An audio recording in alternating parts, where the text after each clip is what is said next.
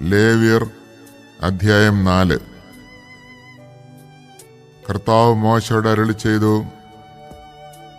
Israel ജനത്തോട് പറയുക, ചെയ്യരുത് എന്ന് കർത്താവ് വിലക്കിയിട്ടുള്ളവയിൽ ഏതെങ്കിലും ഒന്നിനെതിരായി ആരെങ്കിലും അറിവില്ലായ്മ മൂലം പാപം ചെയ്യുന്നുവെന്നിരിക്കട്ടെ. ഇങ്ങനെ പാപം ചെയ്ത ജനങ്ങളുടെ മേൽ കുറ്റം വരുത്തിവെക്കുന്നത് അഭിഷിക്തനായ പുരോഹിതനാണെങ്കിൽ അവൻ ഊനമറ്റ ഒരു കാളക്കുട്ടിയെ കർത്താവിന് പാപപരിഹാര ബലിയായി സമർപ്പിക്കണം. അതിനെ സമാഗമ കൂടാരത്തിന്റെ വാതിൽക്കൽ അവിടുത്തെ സന്നിധിയിൽ കൊണ്ടുവന്ന് അതിന്റെ തലയിൽ കൈവച്ചതിന് ശേഷം അതിനെ കൊല്ലണം.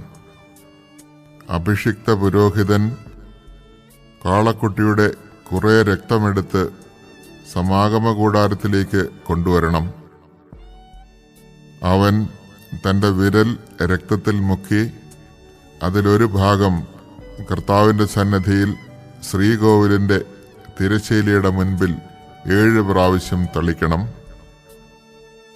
പിന്നീട് രക്തത്തിൽ കുറച്ചെടുത്ത് സമാഗമ കൂടാരത്തിൽ കർത്താവിന്റെ സന്നിധിയിൽ ധൂപപീഠത്തിന്റെ കൊമ്പുകളിൽ പുരട്ടണം. ശേഷിച്ച രക്തം സമാഗമ കൂടാരത്തിന്റെ വാതിൽക്കലുള്ള ദഹന ബലിപീഠത്തിന്റെ ചുവട്ടിൽ ഒഴിക്കണം. പാപപരിഹാര ബലിക്കുള്ള കാളക്കുട്ടിയുടെ ആന്തരിക അവയവങ്ങളും അവയെ പൊതിഞ്ഞുള്ള മേധസ് മുഴുവനും എടുക്കണം. അതിന്റെ 2 വൃക്കകളും അവയിലും അരക്കെട്ടിലുമുള്ള മേധസ്സും കരളിന് മുകളിലുള്ള നെയ്വലയും എടുക്കണം.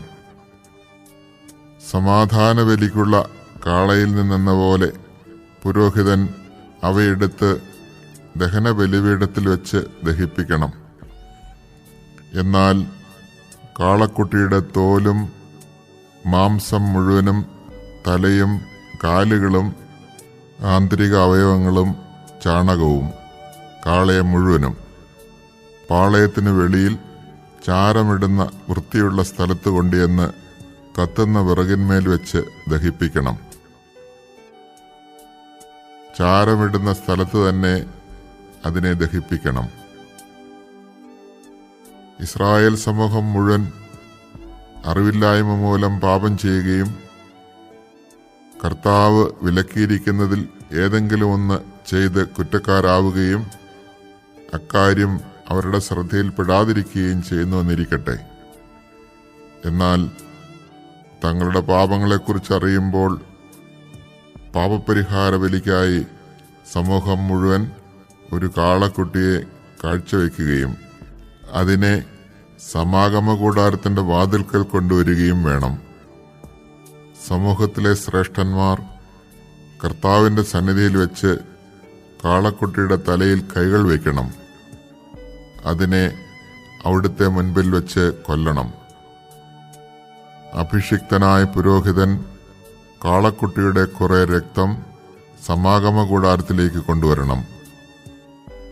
അവൻ രക്തത്തിൽ വിരൽ മുക്കി കർത്താവിന്റെ സന്നിധിയിൽ തിരശ്ശീലയ്ക്ക് മുൻപിൽ 7 പ്രാവശ്യം തളിക്കണം. കുറെ രക്തമെടുത്ത് സമാഗമ കൂടാരത്തിൽ കർത്താവിന്റെ സന്നിധിയിലുള്ള ബലിപീഠത്തിന്റെ കൊമ്പുകളിൽ പുരട്ടണം.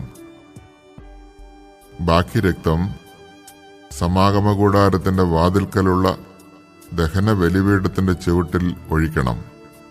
അതിന്റെ മേധസ് മുഴുവനും എടുത്ത് ബലിപീഠത്തിൽ വെച്ച് ദഹിപ്പിക്കണം. പാപപരിഹാര ബലിക്കുള്ള കാളക്കുട്ടിയെ എന്ന പോലെ ഈ കാളക്കുട്ടിയെയും ദഹിപ്പിക്കണം. അങ്ങനെ അവർക്ക് വേണ്ടി പുരോഹിതൻ പാപപരിഹാരം ചെയ്യണം. അപ്പോൾ അവരുടെ കുറ്റം ക്ഷമിക്കപ്പെടും. അനന്തരം കാളയെ കൂടാരത്തിന് വെളിയിൽ കൊണ്ടുപോയി ആദ്യത്തെ കാളയെ ദഹിപ്പിച്ചതുപോലെ ദഹിപ്പിക്കണം. ഇത് സമൂഹത്തിന് വേണ്ടിയുള്ള പാപപരിഹാര ബലിയാണ്.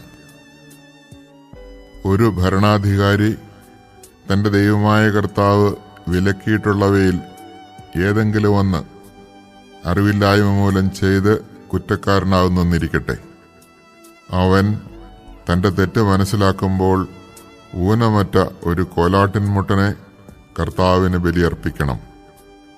അവൻ അതിൻ്റെ തലയിൽ കൈവയ്ക്കുകയും കർത്താവിൻ്റെ സന്നിധിയിൽ ദഹനബലിക്കായി മൃഗങ്ങളെ കൊല്ലുന്ന സ്ഥലത്ത് വെച്ച് അതിനെ കൊല്ലുകയും വേണം. ഇത് ഒരു പാപപരിഹാര ബലിയാണ്. പുരോഹിതൻ കുറച്ച് രക്തമെടുത്ത് അതിൽ വിരൽ മുക്കി ദഹനബലിപീഠത്തിൻ്റെ കൊമ്പുകളിൽ പുരട്ടണം.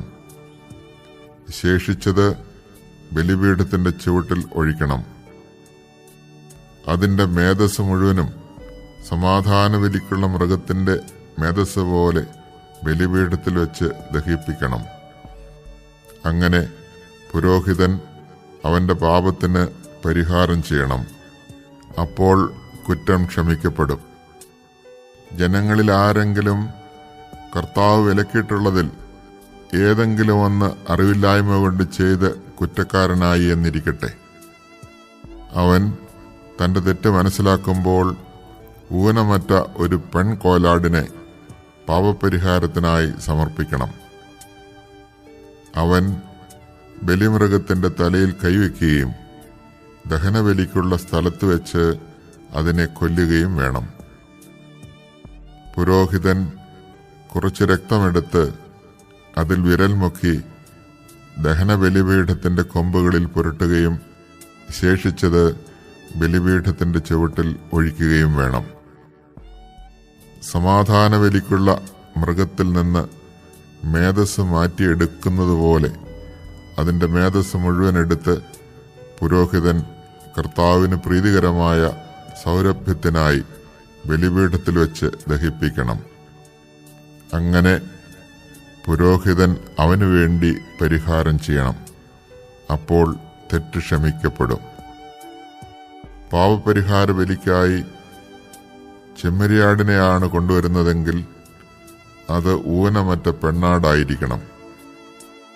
അതിൻ്റെ തലയിൽ കൈവച്ചതിന് ശേഷം ദഹനബലിമൃഗത്തെ കൊല്ലുന്ന സ്ഥലത്ത് വെച്ച് അതിനെ പാപപരിഹാര ബലിക്കായി കൊല്ലണം. പുരോഹിതൻ അതിൻ്റെ കുറച്ച് രക്തമെടുത്ത് അതിൽ വിരൽ മുക്കി ദഹനബലിപീഠത്തിൻ്റെ കൊമ്പുകളിൽ പുരട്ടണം. ശേഷിച്ചത് ബലിപീഠത്തിൻ്റെ ചുവട്ടിലൊഴിക്കണം. സമാധാന ബലിക്കുള്ള ആട്ടിൻകുട്ടിയിൽ നിന്ന് എന്ന പോലെ അതിൻ്റെ മേധസ് മുഴുവനും എടുക്കണം. പുരോഹിതൻ അത് കർത്താവിന് ദഹനബലിയായി ബലിപീഠത്തിൽ വെച്ച് ദഹിപ്പിക്കണം. അങ്ങനെ പുരോഹിതൻ അവൻ്റെ പാപങ്ങൾക്ക് പരിഹാരം ചെയ്യണം. അപ്പോൾ കുറ്റം ക്ഷമിക്കപ്പെടും.